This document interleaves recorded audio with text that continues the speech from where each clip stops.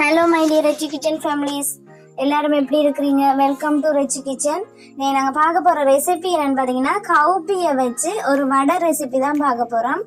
நான் ஆல்ரெடி ஒரு வீடியோ போட்டிருக்கிறேன், உளுந்தில் வந்து மெதுவடை எப்படி செய்கிறேன்னு. அதே மாதிரி நான் கவுப்பி வந்து என்னென்னு மெதுவடை செய்கிறேன்னு சொல்லி தான் டே பார்க்க போகிறோம். ஃபர்ஸ்ட்டுக்கு வந்து ஒரு அம்மிக்கல் அல்லது உங்களோட உரல் இருந்துச்சுன்னு சொன்னால் ஒன்றும் பாதியமாக உடைச்சி கொள்ளுங்க. நான் வந்து ஒரு பேக் எடுத்து அதில் வந்து இந்த கவுப்பியை பாருங்க இப்படி உடைச்சி காட்டுறேன். ஒன்றும் பாதியமாக உடைச்சி கொள்ளுங்க. மிக்சியில் போட்டிங்கன்னா பவுடர் ஆயிரும், அது எடுக்க இயலாது. அதனால் பாருங்கள், நான் உடைச்சிட்டு இந்த சுலகில் போட்டு புடைச்சி வச்சுருக்கிறேன். ஒன்றும் பாதியமாக உடைச்சி நீரை வந்து நாங்கள் ஒரு 5லேருந்து 6 மணித்தியால் ஊற விட போகிறோம்.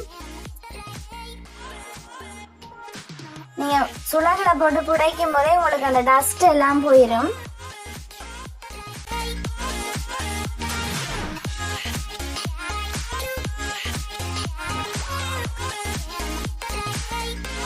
நல்லா மிக்ஸ் பண்ணிட்டு ஒரு 5லேருந்து 6 மணித்தியாலம் நல்லா ஊற விட்டு எடுங்க.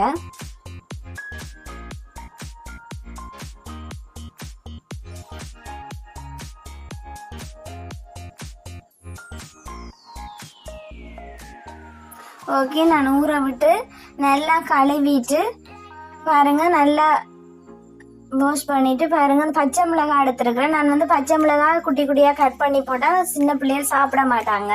அதனால வந்து நான் இந்த கவுப்பீரை பருப்போட சேர்த்து தான் நரைக்க போகிறேன்.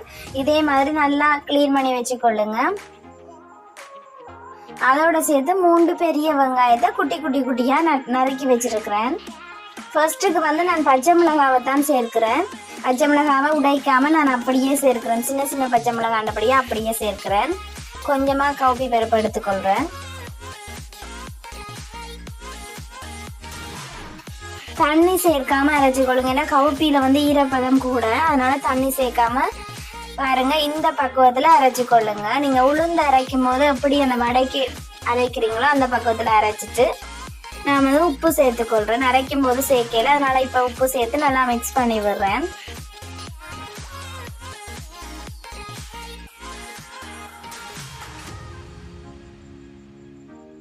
அதோட வந்து அந்த கிறிஸ்பியா இருக்கிறதுக்காக நான் வந்து அரிசி மாவு ஒரு 100 கிராம் சேர்த்துக்கொள்றேன். சேர்த்துட்டு அதோட இந்த 3 பெரிய வெங்காயம் கட் பண்ணி வச்சிருக்கிறேன், அதையும் சேர்த்துக்கொள்றேன்.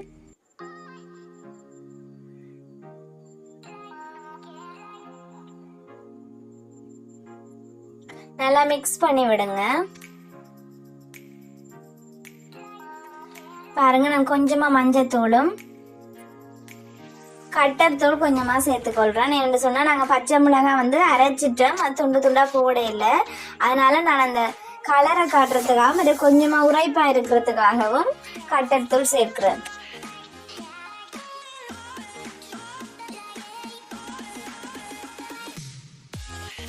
நல்லா மிக்ஸ் பண்ணி விடுங்க.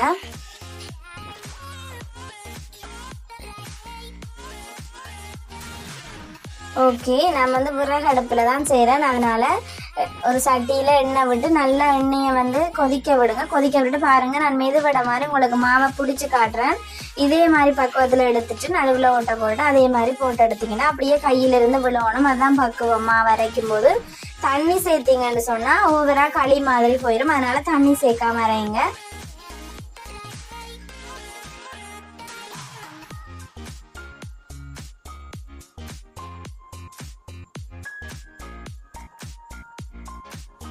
பாருங்க, நான் உங்களுக்கு போட்டு காட்டுறேன். சூப்பரான மெதுவடை கவுப்பியில செய்கிறேன். ட்ரை பண்ணி பாருங்க கண்டிப்பா.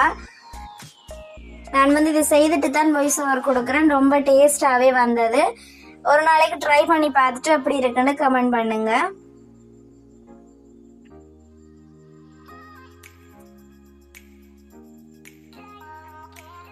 இந்த பொரிஞ்சு நுரையெல்லாம் அடங்கி வரும்போது நல்லா கோல்டன் ப்ரௌன் கலருக்கு வரும். அந்த டைம்ல எடுங்க.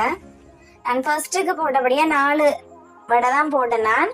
நீங்கள் பெரிய சட்டியில் நிறைய என்ன சொன்னேன், சின்ன சின்ன செய்யறதுனாலும் நிறைய போடலாம். நான் வந்து கொஞ்சம் பெருசு பெருசாக போடுறதுனால கொஞ்சம் குறைவாகவே போட்டேன்.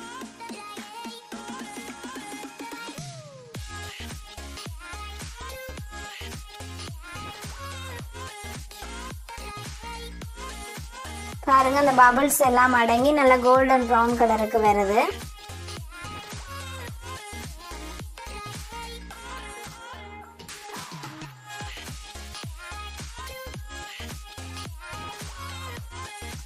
இந்த டைம்ல எடுத்துருங்க. பாருங்க, நீங்க உளுந்துல எப்படி செய்வீங்களோ அதே மாதிரியே சூப்பரான மெதுவடை ரெடி ஆயிட்டு.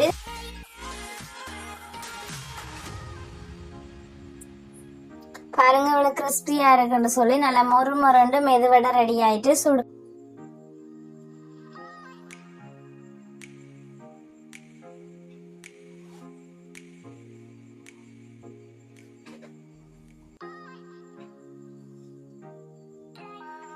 ஓகே, சூப்பரான மெதுவடை ரெடி ஆயிட்டு. லைக் பண்ணுங்க, கமெண்ட் பண்ணுங்க, ஷேர் பண்ணுங்க, மறக்காம ரெட் சிக்கி சேனல் சப்ஸ்கிரைப் பண்ணிக்கொள்ளுங்க. தேங்க்யூ. நெக்ஸ்ட் வீடியோல சந்திப்போம்.